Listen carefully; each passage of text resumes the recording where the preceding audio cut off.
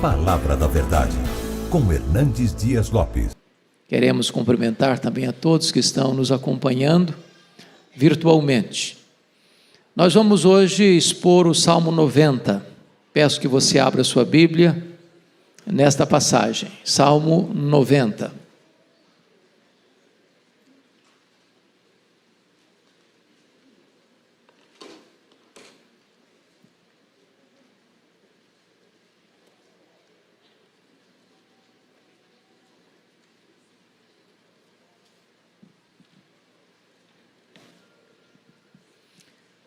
Salmo 90 trata da eternidade de Deus e da transitoriedade do homem. Este é um salmo de Moisés e ele diz assim: Senhor, tu tens sido o nosso refúgio de geração em geração. Antes que os montes nascessem e se formassem a terra e o mundo, de eternidade a eternidade, tu és Deus. Tu reduzes o homem ao pó e dizes: tornai filho dos homens. Pois 1000 anos aos teus olhos são como o dia de ontem que se foi e como a vigília da noite. Tu os arrastas na torrente, são como um sono, como a relva que floresce de madrugada. De madrugada viceja e floresce, à tarde murcha e seca. Pois somos consumidos pela tua ira e pelo teu furor conturbados. Diante de ti puseste as nossas iniquidades, sob a luz do teu rosto os nossos pecados ocultos. Pois todos os nossos dias se passam na tua ira, acabam-se os nossos anos como um breve pensamento. Os dias da nossa vida sobem a 70 anos, ou, em havendo vigor, a 80. Neste caso, o melhor deles é canseira e enfado, porque tudo passa rapidamente e nós voamos. Quem conhece o poder da tua ira? E a tua cólera segundo o temor que te é devido? Ensina-nos a contar os nossos dias, para que alcancemos coração sábio. Volta-te, Senhor. Até quando? Tem compaixão dos teus servos. Sacia-nos de manhã com a tua benignidade, para que cantemos de júbilo e nos alegremos todos os nossos dias. Alegra-nos por tantos dias quantos nos tens afligido, por tantos anos quanto suportamos a adversidade. Aos teus servos apareçam as tuas obras e a seus filhos a tua glória. Seja sobre nós a graça do Senhor nosso Deus. Confirma sobre nós as obras das nossas mãos. Sim, confirma a obra das nossas mãos. Amém. Então eu quero hoje conversar com vocês sobre o tema a eternidade de Deus e a efemeridade do homem. Dos 150 poemas do Saltério, este é o mais antigo. Este salmo foi escrito há 3.500 anos. Esse salmo foi escrito por Moisés. E é o único salmo no Saltério que foi escrito por Moisés. Este salmo tem sido considerado por alguns estudiosos como a mais sublime composição humana e talvez o mais imponente na sua concepção teológica. Ele retrata com cores vivas e eloquentes quem é Deus e quem é o homem. Ao mesmo tempo que ressalta a eternidade de Deus, a santidade de Deus, também ele enfatiza a efemeridade humana e a pecaminosidade humana. Este salmo abre o quarto livro dos Salmos. Vocês sabem que os Salmos são 150 poemas divididos em 5 livros. O primeiro livro do Salmo 1 ao 41, o segundo livro do 42 ao 72, o terceiro livro do 73 ao 89, o quarto livro, começando com este Salmo 90 até o Salmo 106, e o quinto livro do Saltério, do 107 ao 150. Portanto, dos 5 livros do Saltério, este, o quarto, é o menor de todos. A maioria desses salmos são anônimos. Esse que abre o quarto livro do Saltério foi escrito por Moisés. Nós poderíamos, a grosso modo, dividir esse salmo em 3 aspectos. Primeiro, somos viajantes e Deus é o nosso lar. Versos 1 e 2. Segundo, nós somos aprendizes e a vida é a nossa escola. Versos 3 a 12. Terceiro, nós somos servos de Deus e o futuro é o nosso aliado. Versos 13 a 17. Eu gostaria então de, primeiramente, falar um pouco sobre o autor desse salmo antes de entrar no contexto dele e no conteúdo dele, para que vocês possam compreender o que ele está dizendo. Moisés é uma figura emblemática na Bíblia. Moisés é o grande legislador e o grande libertador do povo de Israel. A vida dele pode ser classificada em 3 grandes períodos de 40 anos. Os primeiros 40 anos no Egito, aprendendo a ser alguém. O segundo período, dos 40 aos 80, no deserto, aprendendo a ser ninguém. E o terceiro período, dos 80 aos 120, aprendendo que Deus é tudo. Este homem é resultado da providência de Deus, porque quando ele nasceu, o seu povo, Israel, estava sendo oprimido. Quando uma criança nascia lá no Egito, israelita, ou era morta pela espada dos soldados egípcios, ou jogada no Nilo para os crocodilos devorarem. Mas providencialmente a sua mãe traça um plano para salvar o filho. E as águas no Nilo, que deveriam ser a sua sepultura, transformam-se na sua tábua de salvação. Deus é o Deus da providência. Deus é o Deus que intervém com as suas ações soberanas na história, para virar a mesa da história. Este homem aprende aos pés da mãe, nos primeiros anos, as lições mais importantes da vida, mas vai receber um treinamento e uma formação acadêmica refinada nas maiores universidades do mundo, até os 40 anos de idade, estudando no Egito, todas as ciências do Egito. Porém, ele não entendeu o projeto de Deus e quis fazer as coisas com as suas próprias mãos e fracassou, e teve que fugir. E passa 40 anos, com todos os seus diplomas acadêmicos, com toda a sua formação intelectual, cuidando de ovelhas, numa região tosca, quente, desertificada do deserto do Sinai. Seus sonhos se esboroaram, colapsaram, e parecia que tudo estava perdido para ele, e ele teria que reduzir todos os seus sonhos a um deserto. Entretanto, quando o homem acha que não tem mais saída, quando ele esgota os seus recursos, Deus entra na história.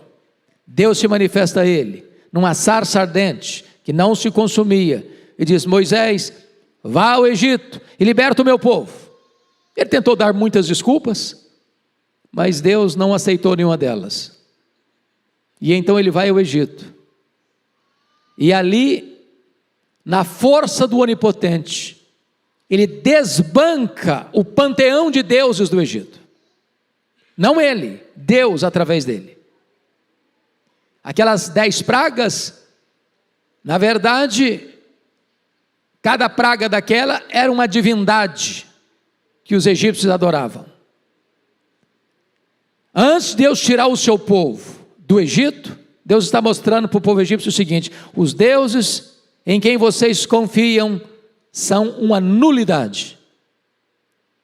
E Deus permitiu isso, o endurecimento do coração do faraó, para que não ficasse para a história o registro que a libertação de Israel foi uma concessão de faraó, por causa da bondade dele. Porém, a libertação de Israel do Egito foi que o Deus Todo-Poderoso prevaleceu sobre as divindades pagãs do Egito. E então, Moisés passa os seus últimos 40 anos conduzindo esse povo pelo deserto, tendo as mais incríveis experiências da providência de Deus. O mar se abrindo, o maná caindo, a água brotando da rocha, o calçado não envelhecendo nos pés, a roupa não puindo no corpo, e Deus então conduzindo esse povo com vitórias esplêndidas e maiúsculas, até esse povo ser introduzido na terra de Canaã. Esse salmo foi escrito certamente no final da vida de Moisés, como uma espécie de testemunhal. Quem é Deus? Quem nós somos? E quão carentes da graça de Deus cada um de nós é. Então, com a Bíblia aberta comigo, no texto, vamos examiná-lo. Em primeiro lugar, vamos falar sobre a eternidade de Deus e a mortalidade do homem, nos versos 1 a 4. E o primeiro ponto que eu destaco, Deus o refúgio eterno do seu povo, no verso 1. Senhor, e aqui Senhor não é Yahvé, aqui Senhor é Adonai, é o Deus Todo-Poderoso. Senhor, Tu tens sido nosso refúgio de geração em geração. E a ideia aqui, não é só que Deus é refúgio no sentido de amparo, protetor, defensor. A ideia de refúgio aqui é maior do que isso. A ideia aqui é de casa, é de lugar onde você habita, é o seu lar, é a sua residência, é onde você mora, é onde você encontra refrigério, proteção, provisão. Aliás, o próprio Moisés já havia dito em Deuteronômio 33, versículo 27, o Deus eterno é a tua habitação. Vejam isso, irmãos. Moisés está escrevendo esse salmo no deserto, de tendas, dormindo debaixo da abóbora celeste, com o céu estrelado, com todos os riscos de um deserto, das bestas feras, das víboras peçonhentas, da exposição a inimigos terríveis. Mas ele então entende uma coisa: diante dos riscos da vida, o nosso Deus é a nossa casa mais segura, é dentro dele que nós moramos, é nele que nós habitamos. Ele é aquele que nos cerca por todos os lados, e ele é o nosso refúgio, ele é a nossa habitação. Quando? De geração em geração. Os nossos bisavós, os nossos avós, os nossos pais, nós, os nossos filhos, os nossos netos, os nossos bisnetos, os nossos trinetos, não importa quando, onde, Deus sempre foi, Deus é e Deus sempre será o nosso refúgio. Louvado seja Deus! Há poucos dias eu estava gravando um programa, Sala de Prosa, com o reverendo Jeremias Pereira, e o assunto em pauta naquela conversa era o fato de nós vivermos dias tão perigosos. E tem muitos pais hoje, muitos jovens casais, melhor dizendo, que dizem assim: olha, quer ter filho? Não, está muito difícil, está muito perigoso. Está muito ameaçador. Então a pergunta que foi feita foi essa: por que um casal jovem, hoje, está optando em ter um cachorro e não um filho?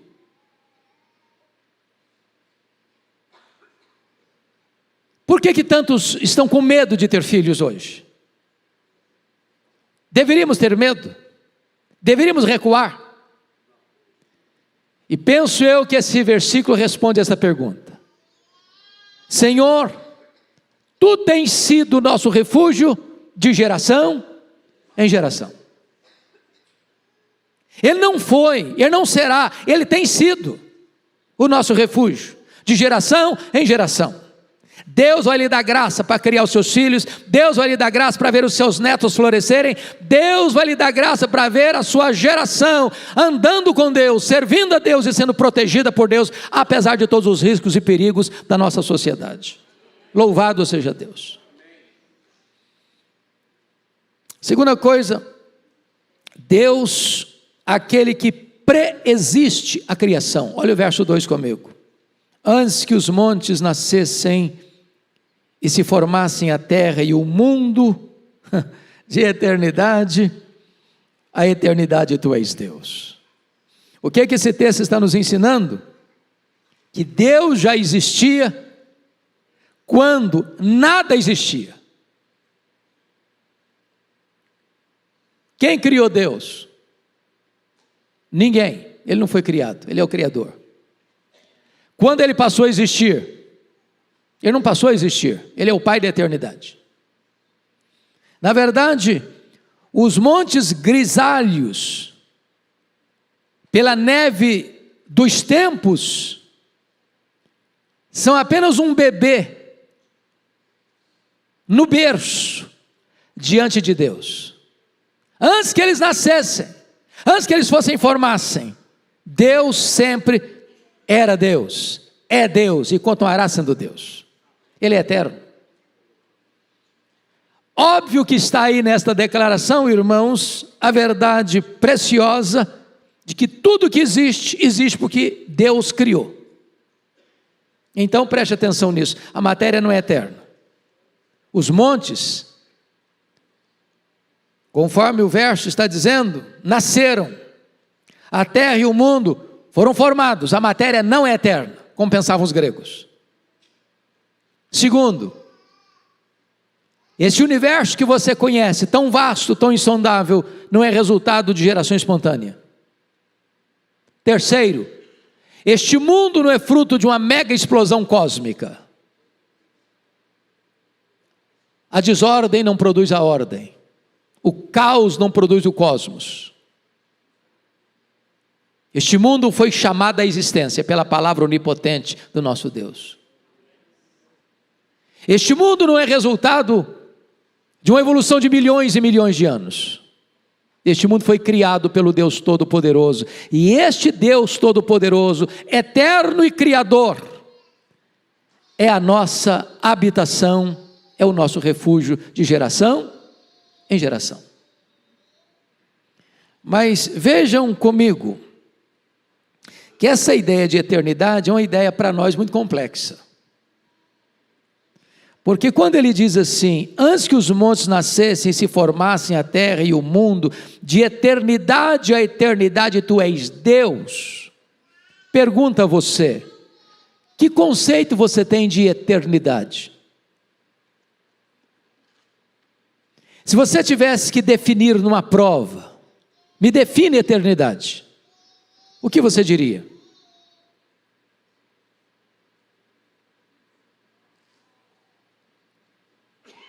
Se você me pedisse para definir tempo, talvez fosse melhor, mais fácil. Então, me permita clarear um pouco.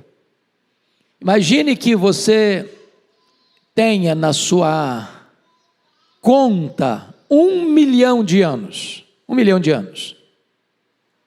O tempo é formado como? Segundos, minutos, horas, dias, semanas, meses, anos, décadas, séculos, milênios. Você tem 1 milhão de anos, que é formado desses períodos. Se você subtrair deste 1 milhão de anos, um ano sequer, você não tem mais 1 milhão de anos. Porque o tempo é contável. Agora pergunta a você: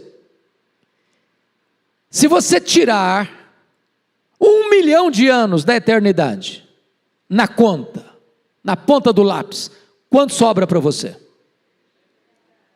A eternidade. Se você subtrair 1 bilhão de anos da eternidade, quanto fica? A eternidade. Portanto, a eternidade não é tempo. Portanto, só Deus é eterno. Porque uma vez que fomos criados e somos temporais, nós não sabemos o que é eternidade. Porque a nossa vida, quando tem vigor, sobe a 70, tem mais um pouquinho de vigor, sobe a 80, e começa a fase do condor. Mas Deus é Deus de eternidade, eternidade. Deus não envelhece, Deus não fica enrugado, Deus não tem artrite, Deus não anda com cadeira de rodas, Ele é Deus, sempre Deus, eternamente Deus. Isso é glorioso. Pois bem, amados, vamos ao terceiro ponto que ele diz aqui.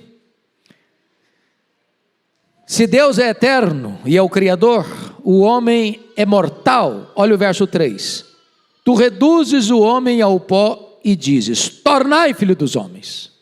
Vamos entender isso aqui, meus irmãos, porque essa expressão aqui, que Deus reduz o homem ao pó e dá uma ordem para ele, tornai filho dos homens, é a consecução do juízo lá do Éden, com o pecado. O que Deus havia dito para o Adão? De todas as árvores do jardim comerás livremente, mas da árvore da ciência do bem e do mal, dela não comereis, porque no dia em que dela comeres, certamente morrereis. O homem comeu, e Deus disse para ele: tornai, filho dos homens, ao pó, porque do pó foste formado. Gênesis 3,19, ao pó tornarás. Deus então sentencia o homem de quê? De morte. Agora vamos entender isso. O homem, você e eu, não somos o que somos. Só Deus pode dizer: eu sou o que sou. O homem é o que foi e o que será. Porque o homem foi feito do pó, e o homem voltará ao pó, o homem é pó. Só Deus pode dizer: eu sou o que sou. Me permita explicar. Quando Moisés vai ao Egito, ele leva consigo um cajado, uma vara. E diz a Bíblia que o primeiro sinal é que ele joga a vara no chão, e a vara de Moisés vira o quê? Uma cobra, uma serpente. E diz a Bíblia que os magos do Egito também jogaram as suas varas e elas viraram serpentes. E o que aconteceu? A vara de Moisés engoliu as serpentes dos magos do Egito. Mas eu pergunto a vocês: vara não tem boca? Vara não tem garganta? Mas se a serpente de Moisés era vara e tornar-se a vara, não era serpente, era vara. Porque não é o que é o que foi, o que há de ser. O homem não é o que é, o homem é o que foi e o que há de ser. Porque foi pó e vai voltar para o pó, então o homem é pó. Só Deus é o que é. Agora notem, é Deus quem dá esta ordem. No versículo 3, tornai filhos dos homens. Em outras palavras, quem dá a vida é Deus, e quem tira a vida é Deus. Então sabe o que acontece? Você e eu estamos nas mãos de Deus. É Ele quem define, Ele quem decide. O homem é vulnerável e Deus é todo-poderoso. Essa é a verdade que Moisés, com tanta eloquência, retrata para nós. Mas em quarto lugar, vejam vocês que se o homem é mortal, Deus é atemporal. Confira o verso 4. Você pode ler o 4 comigo? Vamos juntos? Pois 1000 anos aos teus olhos são como o dia de ontem que se foi, como a vigília da noite. Meus irmãos, isso é impressionante, porque o tempo não é uma limitação para Deus. 1000 anos é um tempo suficiente para se levantar um reino e esse mesmo reino cair. 1000 anos é um tempo suficiente para um pensamento, uma ideologia, uma filosofia humana florescer e murchar. Entretanto, para Deus, 1000 anos é como o dia de ontem que se foi. Mas Moisés pensa melhor, diz, não é como um dia que se foi, não. 1000 anos para Deus é como a quarta parte de uma noite, porque ele diz, e como a vigília da noite. O que é vigília da noite? O que significa isso? A noite era dividida em 4 vigílias, das 6 da tarde às 9 da noite a primeira vigília, das 9 da noite à meia-noite a segunda vigília, da meia-noite às 3 da madrugada a terceira vigília, das 3 da madrugada às 6 da manhã a quarta vigília. E ele disse, para Deus 1000 anos é como o dia de ontem que se foi. Aí eu penso, não, deixa eu melhorar a figura, deixa eu melhorar com o conceito. Para Deus 1000 anos é como 3 horas, como a vigília da noite, uma vigília da noite. Este é o seu Deus. Sabe o que significa isso? Ele é atemporal, ele é eterno e atemporal. Ficamos às vezes desesperados, porque a gente quer as coisas com o nosso imediatismo, e Deus que está além do tempo, fora do tempo, no controle do tempo, que criou o tempo, e para Ele tudo é atemporal, Ele no tempo dele vai agir, conforme a sua vontade, o seu propósito soberano, para o nosso bem. Este é o nosso Deus. Bom, dito isto, tratando então do primeiro ponto, que é a eternidade de Deus e a mortalidade do homem, vamos ao segundo ponto do Salmo 90, que é a transitoriedade da vida. Veja comigo os versos 5 e 6. Então vamos lá. Primeiro, a fragilidade da vida humana, no versículo 5, a parte A. Tu os arrastas na torrente. Qual a ideia aqui? Arrasta quem? Os filhos dos homens, você e a mim. Qual a ideia? Qual a imagem que ele está levantando aqui? O que ele está levantando aqui é a fragilidade da vida humana. A imagem que ele diz aqui é de um tsunami. É de uma tempestade que as águas descem com fúria ladeira abaixo, vão engrossando as enxurradas, vão crescendo os córregos, vão transbordando os rios, e de repente você mora numa casa frágil, numa palhoça, e essa enxurrada vem e arrasta violentamente a casa, e leva embora. É dessa maneira que o homem é absolutamente vulnerável, absolutamente frágil, inegavelmente incapaz. Talvez você possa ilustrar isso com a pandemia que chegou, 6 milhões de pessoas mortas, gente riquíssima morreu, gente paupérrima morreu, gente jovem morreu, gente velha morreu, cientista morreu, médico morreu, governantes morreram. Ou seja, quando Deus diz para o homem, tornai filho dos homens, não tem dinheiro, não tem posição social, não tem diploma, não tem posição em que o homem esteja neste planeta, que ele possa resistir. Não, eu não vou, Vai sim, porque é o céu que manda na terra, e é Deus que governa os homens. O homem é o quê? Dependente de Deus. Mas em segundo lugar,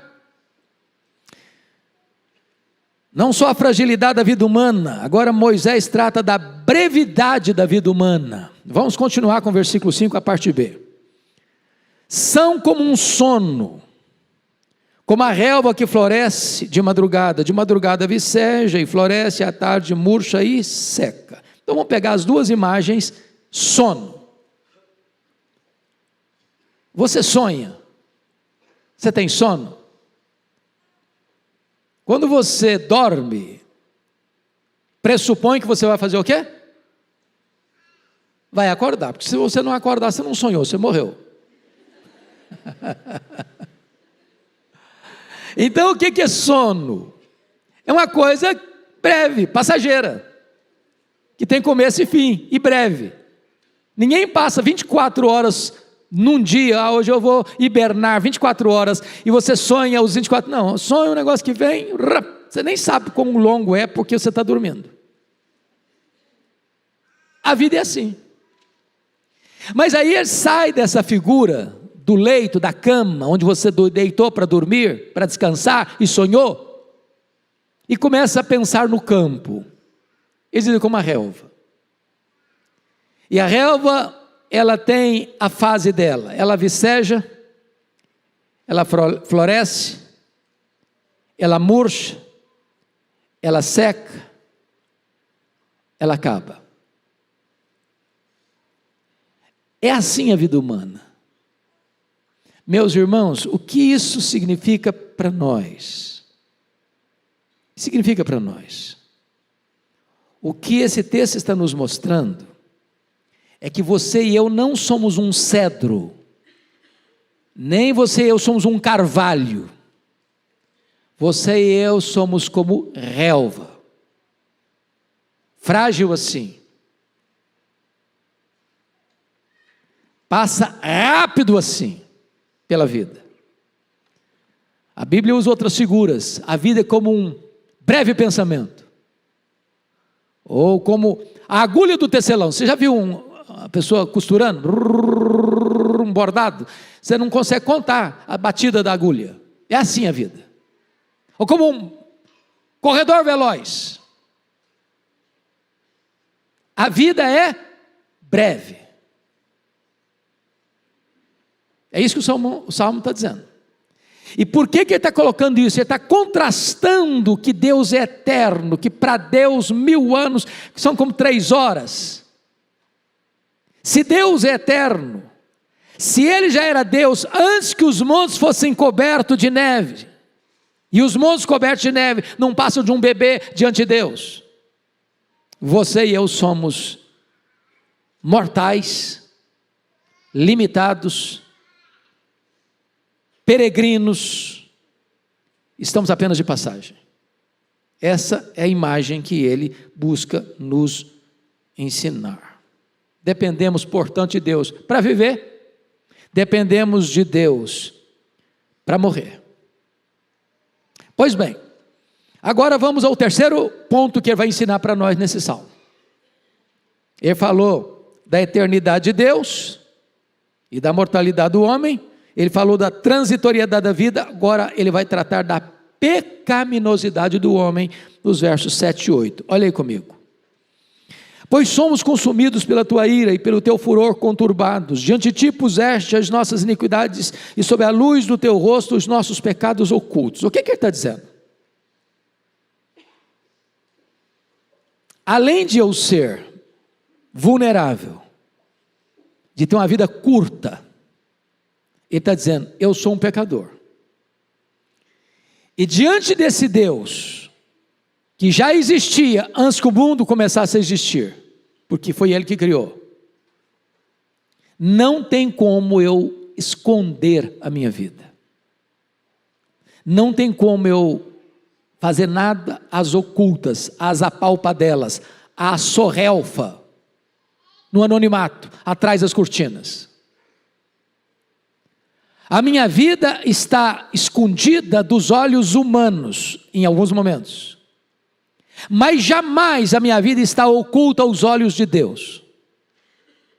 Ele tudo vê, Ele a todos sonda. E o que Ele vai nos informar aí, portanto, é que o homem não é apenas vulnerável e mortal, ele também é pecador. E o pecado, preste atenção nisso, traz a todos nós para debaixo da nuvem da ira de Deus. O que Moisés quer nos ensinar é que o pecado tem consequências gravíssimas. Quem participou do culto das 8 e ouviu a exposição do pastor Arival, é testemunha de que as nossas decisões têm consequências.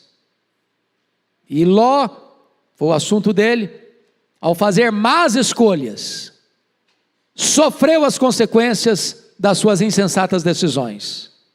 E é exatamente isso que Moisés está chamando a atenção nesse texto. A ideia é que nós somos consumidos pela tua ira e pelo teu furor conturbados, ou seja, o pecado provoca a ira de Deus. O pecado não tem o agrado de Deus, e o salário do pecado é a morte. É isso que ele está enfatizando nesta passagem. Vamos para a quarta lição do texto. A vulnerabilidade do homem, versículos 9 a 12. Primeira coisa é a turbulenta e breve vida humana no verso 9. Você pode ler o 9 comigo? Vamos juntos?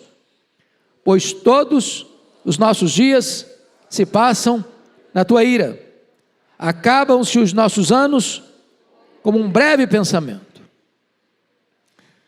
O que ele está querendo dizer com isso? A sua vida, a minha vida, não se desenrola num jardim grinaldado de flores, dentro de uma estufa.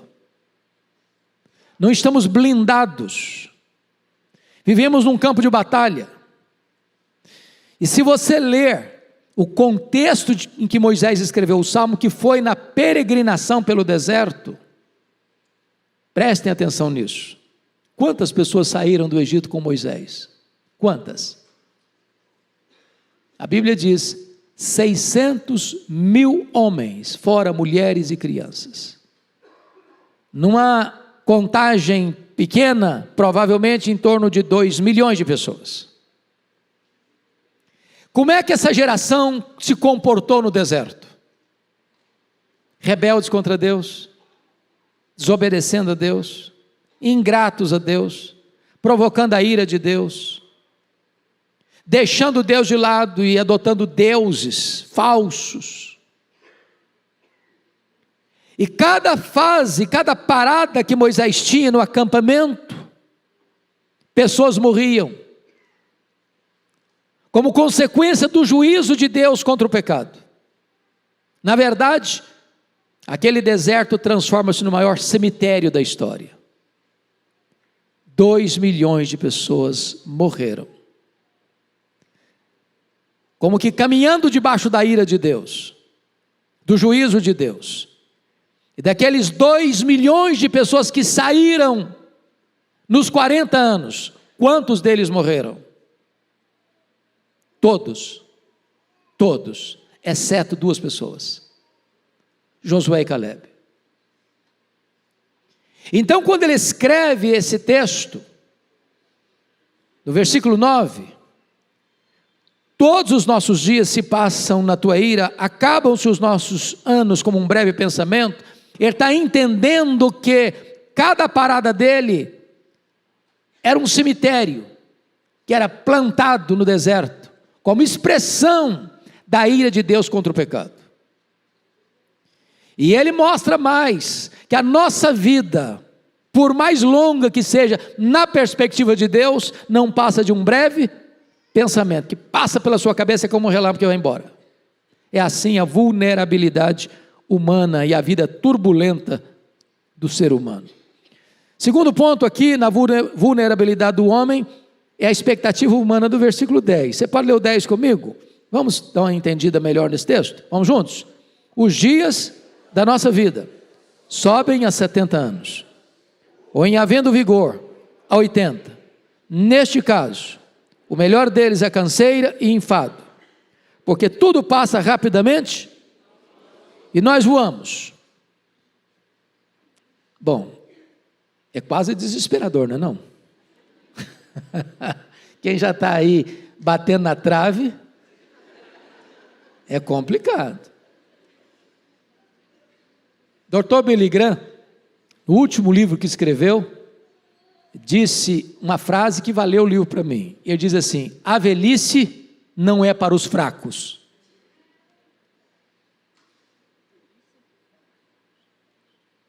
Embora ninguém quer morrer antes de chegar à velhice.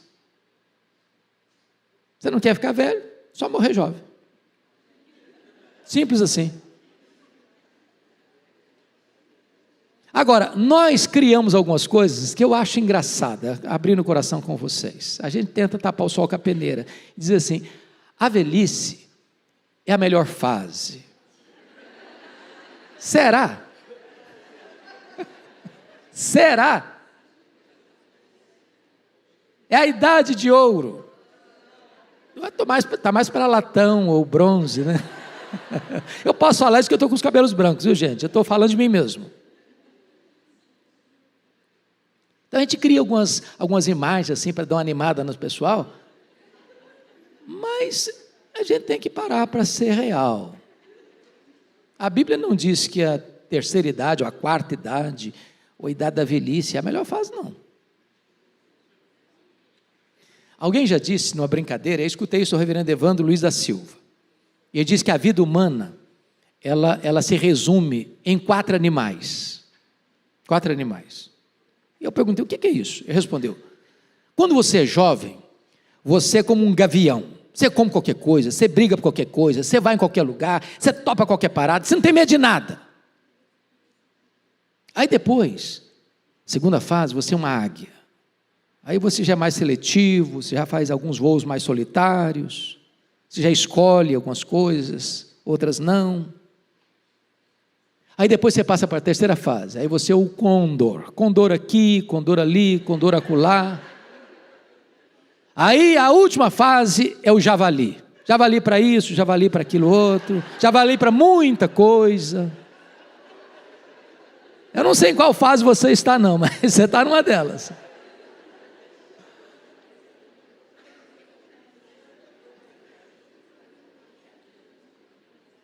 Bom, eu acho que o que ele está querendo dizer para nós no verso 10 é o seguinte: a velhice chega, e chega rápido.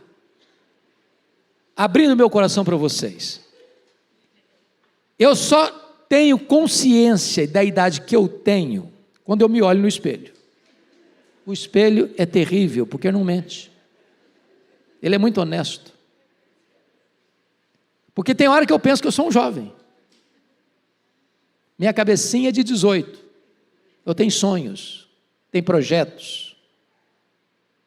Eu acho que eu só estou arranhando a superfície da vida ainda. Mas quando eu olho no espelho, ele me quebra todinho. Porque a velhice chega. Você nem viu chegar, mas chega. E chega para todos. Os cientistas estão tentando aí esticar um pouco mais, e eu sou grato a Deus por isso, sou muito grato. A expectativa de vida está esticando a vida um pouco, mas jamais chegará ao ponto em que o homem possa driblar a sentença divina: tu és pó e ao pó tornarás. A vida passa rápido, a velhice chega rápido, e a morte é certa, a não ser que Jesus volte antes. A gente precisa viver dentro dessa realidade. O que é para nós, irmãos, maravilhoso, é que quando Moisés escreve esse texto, ele não está escrevendo dentro da perspectiva cristã da esperança que nós temos.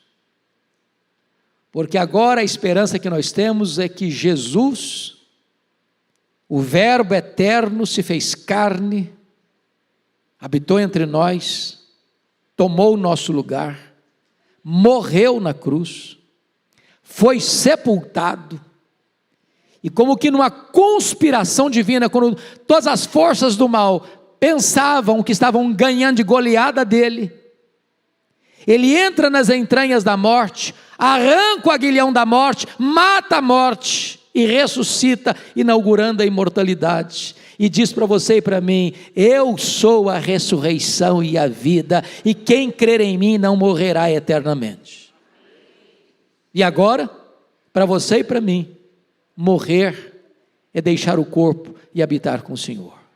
Morrer é lucro, porque é partir para estar com Cristo, o que é incomparavelmente melhor. E agora morrer não é um fracasso, porque a Bíblia diz: bem-aventurados são aqueles que desde agora morrem no Senhor, para que descansem de suas fadigas e as suas obras os acompanhem. É bom demais ser crente, sabia? Nós não precisamos ter medo da morte mais, porque a morte já foi vencida. Bom, mas prosseguindo no pensamento de Moisés, terceiro ponto é o incognoscível poder da ira divina, no verso 11. Quem conhece o poder da tua ira e a tua cólera, segundo o temor que te é devido? Meus irmãos, vamos parar um pouquinho. A nossa geração não gosta desse tema, não é verdade? Qual foi a última vez que você escutou um sermão sobre a ira de Deus? A gente torce o nariz, não, tem tanta coisa boa para pregar. O povo já está machucado demais pelas realidades da vida. Não vou botar mais peso nos ombros das pessoas, não. Mas a Bíblia diz que a ira de Deus se revela do céu contra toda impiedade e perversão dos homens, que detém a verdade pela injustiça.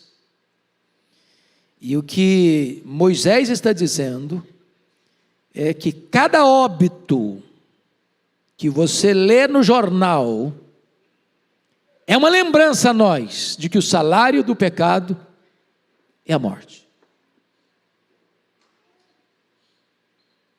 É como se Deus estivesse alertando os homens: olha aí o resultado, olha aí o resultado. Por isso, diante desse fato, vem o quarto ponto aqui que eu enfatizo, que é a pedagogia da vida humana, no verso 12. Eu peço que você, por favor, leia em voz alta comigo o verso 12. Vamos juntos? Ensina-nos a contar os nossos dias, para que alcancemos coração sábio. Meus irmãos, que coisa espetacular. O ser humano, ele desenvolveu em muitas áreas, né? Muitas áreas. Dizem alguns estudiosos que Isaac Newton, aquele que descobriu a chamada lei da gravidade, disse que chegaria um tempo, numa profecia assim bem audaciosa, que o homem percorreria a fantástica velocidade de 60 quilômetros por hora. E hoje, o homem vai à lua. E hoje, o homem avança com as suas aeronaves supersônicas atravessando os mares. Porém, o homem, com todo o seu saber, ainda não aprendeu a contar seus dias. Não tivemos ainda sabedoria suficiente para viver. Viver bem, de forma saudável, para cuidar do nosso corpo, para cuidar da nossa saúde, para cuidar das nossas emoções, para cuidar das necessidades espirituais. Às vezes passamos pela vida correndo atrás de tanta coisa, como diz Salomão no Salmo, no Eclesiastes 2, buscando prazer na bebida, buscando prazer na riqueza, buscando prazer no sexo, buscando prazer na fama, e descobrindo que tudo isso não passa de vapor, de bolha de sabão, de vaidade. não temos as prioridades certas, não investimos nas causas certas, não valorizamos as pessoas certas que estão do nosso lado, dentro da nossa casa. E o pedido dele, humildemente, é este: Senhor, ensina-nos a contar os nossos dias. Para o quê? Para que alcancemos coração sábio. É desse jeito. Buscar as primeiras coisas primeiro. Muito bem, vamos então agora para o último ponto da minha exposição, do Salmo 90, que é a súplica do homem, dos versos 13 a 17. Tem 5 pontos aqui breves que eu destaco. Primeiro, uma súplica por compaixão no verso 13. Pode ler o 13 comigo? Vamos lá? Volta-te, Senhor. Até quando? Tem compaixão dos teus servos. O nosso pecado faz Deus ficar irado, porque Deus não é um ser amorfo, amoral. Deus tem prazer na virtude, Deus rejeita o pecado. A sociedade aplaude o pecado, Deus não. A única coisa que você e eu precisamos fazer nesse contexto é dizer para Deus: volta-te, Senhor. Até quando? Tem compaixão dos teus servos. Agora preste atenção nisso, que no verso 3, foi Deus quem disse: tornai filhos dos homens. Agora é o povo que pede para Deus. O verso de número 13, volta-te, Senhor. Como é que esse povo chega diante de Deus? Estadiando seus direitos? Drapejando as bandeiras das suas virtudes? Proclamando seus direitos? Não. Tem compaixão. Tem compaixão. Tem compaixão. Tem compaixão. Me permita dizer isso. Não tem espaço para orgulho no coração do homem, se ele entende 2 verdades. As 2 verdades do Salmo 90. Primeiro, que Deus é eterno, que Deus é soberano, que Deus tem o controle de tudo. E se eu reconheço, em segundo lugar, que eu sou mortal, vulnerável, pecador, e que careço da graça de Deus para nascer, para viver e para morrer. Pode ter certeza disso. Uma pessoa soberba, ela não conhece a Deus. Segundo, uma pessoa soberba não conhece ela mesma. É impossível conhecer a Deus e a si mesmo e ter o nariz empinado. O pedido é de misericórdia, compaixão. Segundo ponto, uma súplica por satisfação. Você pode ler o 14 comigo? Vamos juntos?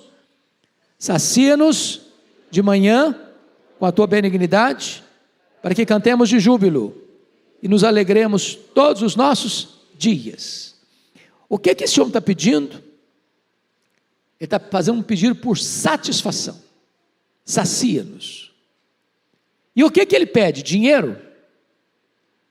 Riqueza? Sucesso profissional? Saúde? Fama? O que ele está pedindo para Deus para se sentir saciado? A benignidade de Deus. Sabe o que ele está dizendo, irmãos, trocando em miúdos? Essa fome que você tem dentro de você, foi Deus quem colocou. Eclesiastes 3,11 diz que Deus botou a eternidade no coração do homem, e nada daquilo que é terreno e temporal vai preencher esse vazio. Só Deus preenche esse vazio. Essa é uma súplica por satisfação que você só encontra em Deus. Nós chamaríamos isso de avivamento espiritual. Terceiro, uma súplica por troca radical. Troca radical. Olha comigo o versículo 15. Leia comigo, por favor. Alegra-nos por tantos dias, quantos nos tens afligido, por tantos anos, quanto suportamos a adversidade. Sabe o que ele está dizendo? Ô Deus, na mesma proporção e no mesmo tempo que nós fomos afligidos por causa dos nossos pecados, ó Deus, alivia para nós, traz alegria para nós, dá vitória para nós. O que na verdade ele está pedindo é que ele anseia pela alegria na mesma medida que ele suportou a adversidade. Ele está pedindo tempos de refrigério. Irmãos, isso a gente tem que fazer também, sabia? Às vezes você passa a vida inteira gemendo, a vida inteira chorando, a vida inteira sofrendo. E a oração de Deus, assim como nós enfrentamos todos os anos sofrimento, ou todos os dias tristeza, ô Senhor, muda o placar desse jogo. Nós estamos levando de goleada. Ô Senhor, vira o placar para nós. Dá alegria também. Dá refrigério também. Na mesma medida e no mesmo tempo que fomos afligidos, muda esse quadro, Senhor. Você tem feito essa oração? Ô Deus, nós estamos precisando de um pouco de mel, de bálsamo. Nós estamos precisando de um pouco de orvalho na cabeça. Nós estamos precisando de um pouco de sorriso nos lábios. Nós precisamos de um pouquinho de folga, Senhor. De refrigério, Senhor. De consolo, Senhor. Mas, amados, finalmente, ele suplica pela manifestação da glória e da graça de Deus nos versos 16 e 17. Você pode ler comigo para a gente fechar? Aos teus servos apareçam as tuas obras, e a seus filhos a tua glória. Seja sobre nós a graça do Senhor nosso Deus. Confirma sobre nós as obras das nossas mãos. Sim, confirma a obra das nossas mãos. Você se lembra quando Moisés pediu para ver a glória de Deus? E Deus diz: não, você não vai ver a minha glória. O que é a glória de Deus? É a manifestação plena de Deus em todos os seus atributos. E a Bíblia diz que diante da glória de Deus até os serafins cobrem o rosto. Deus diz para Moisés: eu não vou te mostrar a minha glória, você não vai suportá-la, mas eu vou te mostrar a minha bondade, eu vou te mostrar a minha graça. Nas palavras de Paulo, a minha graça te basta. E o que ele está pedindo: seja sobre nós a graça do Senhor nosso Deus. A graça é suficiente. O poder se aperfeiçoa na fraqueza. E se Deus resplandecer sobre nós o seu rosto e trouxer sobre nós a sua graça, então nós vamos caminhar vitoriosamente, de uma forma feliz, de uma forma plena, de uma forma segura. E ele pede: Senhor, confirma sobre nós as obras das nossas mãos. Sim, confirma a obra das nossas mãos. Senhor, o que nós fizemos, limitadamente, imperfeitamente, mas confirma, Senhor, as obras das nossas mãos. Eu espero que esta passagem tão rica, tão linda, tão preciosa, faça sentido para a sua vida nesta manhã. E que nós nos agasalhemos no colo de Deus, sabendo que Ele é a nossa morada, sabendo que Ele é eterno e tem o tempo nas mãos, que a nossa vida está nas mãos dEle, e que se a graça dEle estiver sobre nós, nós triunfaremos na jornada da vida. Vamos ficar em pé, vamos orar.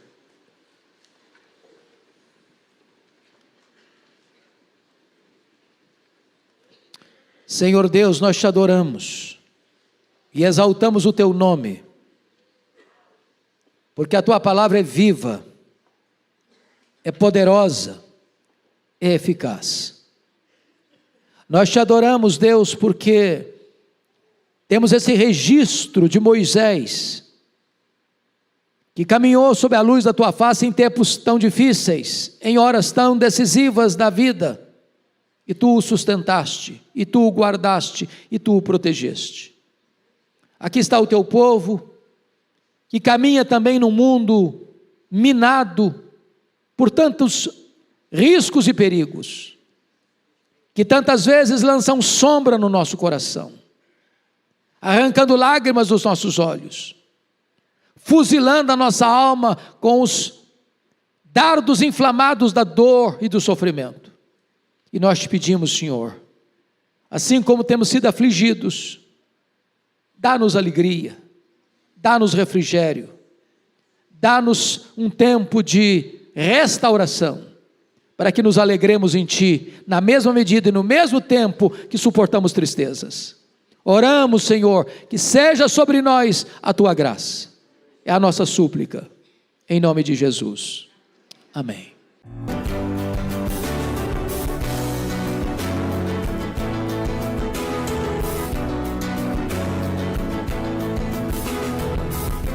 Palavra da Verdade, com Hernandes Dias Lopes.